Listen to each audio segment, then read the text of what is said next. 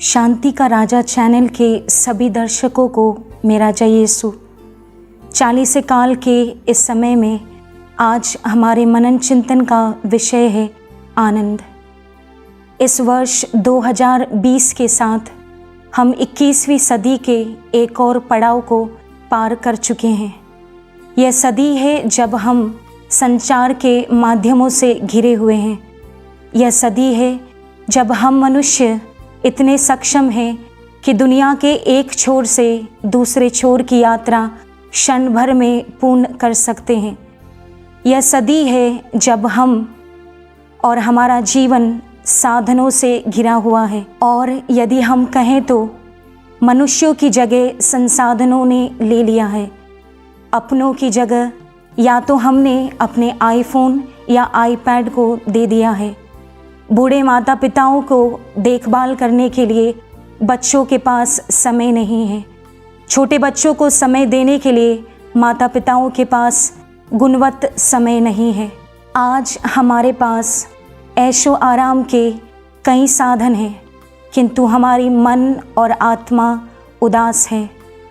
आज कई लोग हैं जो सुबह से शाम तक भीड़ में अकेले हैं। रिश्ते टूटे हुए हैं, परिवार बिखरे हुए हैं।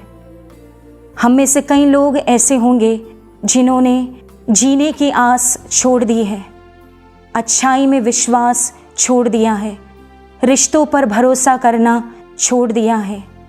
इस चुनौती भरे समय में आज हम कुछ क्षण रुककर सोचें, हम आज क्यों इतने टूटे हुए हैं, और हम आज इस टूटेपन में, इस उदासी में, इस दुख में, इस निराशा भरे समय में किस और सहायता के लिए मुड़ते हैं, किसके पास सहायता मांगते हैं। शायद इन सभी समस्याओं और दुखों का समाधान हम उन्हीं साधनों में खोजते हैं जो हमें पाप में आदतों की ओर ले जाता है। लेकिन प्रिय दोस्तों, हम में से हर एक यह जानता है कि संसार या उसकी चीज़ें हमें पूर्ण आनंद नहीं प्रदान कर सकती। वह आनंद सिर्फ क्षण भर होता है, उसके वादे झूठे होते हैं। लेकिन प्रभु मसीह में हमें पूर्ण आनंद मिलता है। जिस प्रकार हम स्तोत्र 119 पद संख्या 92 में पढ़ते हैं, यदि तेरी संहिता से मुझे अपार आनंद नहीं मिला होता तो मैं अपनी विपत्ति में मर गया होता।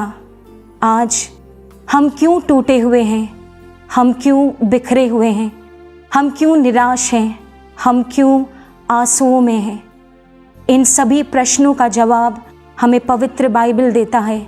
इसायाह नबी का ग्रंथ अध्याय 48 पद संख्या 18 में, यदि तुमने मेरी आज्ञाओं का पालन किया होता तो तुम्हारी सुख शांति नदी की तरह उमड़ती रहती और तुम्हारी धार्मिकता समुद्र की लहरों की तरह। मैं ये वचन फिर दोहराती हूँ। इसायाह नबी अध्याय 48 पद संख्या 18, यदि तुमने मेरी आज्ञाओं का पालन किया होता तो तुम्हारी सुख शांति नदी की तरह बहती रहती और तुम्हारी धार्मिकता समुद्र की लहरों की तरह। हाँ प्रिय भाइयों और बहनों, हमारे सभी निराशा का कारण, दुख का कारण है हमने ईश्वर में आनंद लेना छोड़ दिया है, उसके प्यार में जीना छोड़ दिया है, अच्छाई करना छोड़ दिया है। क्रिस्ती भाई बहनों ने शायद मिस्सा बलिदान में जाना छोड़ दिया है, पाप स्वीकार संस्कार या अन्य संस्कारों को ग्रहण करना छोड़ दिया है, पवित्र वचन पढ़ना और उसके अनुसार जीवन बिताना छोड़ दिया है, अपनों के साथ समय बिताना छोड़ दिया है, दूसरों को विश्वास और विश्वास में बढ़ने के लिए प्रेरणा देना छोड़ दिया है। हमने उस आनंद के स्रोत को, ईश्वर को, प्रभु मसीह को त्याग दिया है जो हमें सच्चा आनंद प्रदान करता है। हम स्तोत्र ग्रंथ अध्याय 37 पद संख्या 4 और 5 में सुनते हैं, यदि तुम प्रभु में अपना आनंद पाओगे तो वह तुम्हारा मनोरथ पूरा करेगा। प्रभु को अपना जीवन अर्पित करो, उस पर भरोसा रखो और वह तुम्हारी रक्षा करेगा। आइए हम सभी प्रार्थना करें। हे प्यारे प्रभु यीशु, हम अपने जीवन की हर दुख तकलीफ को आपको समर्पित करते हैं। हमारे हर सपने को और हमारे हर उन बात को जो शायद हमें दुखित करती है, आपको समर्पित करते हैं। आप हमारे आंसुओं में, हमारे दुखों में, हमारे घरों में, हमारे रिश्तों में आइए और हमें आप में जीना सिखाइए। सच्चा जीवन, सच्चा आनंद आप में ढूंढना सिखाइए और दूसरों की सेवा करते हुए, मानवीय मूल्यों को जीते हुए पवित्र आनंद में जीवन जीना सिखाइए। आमीन।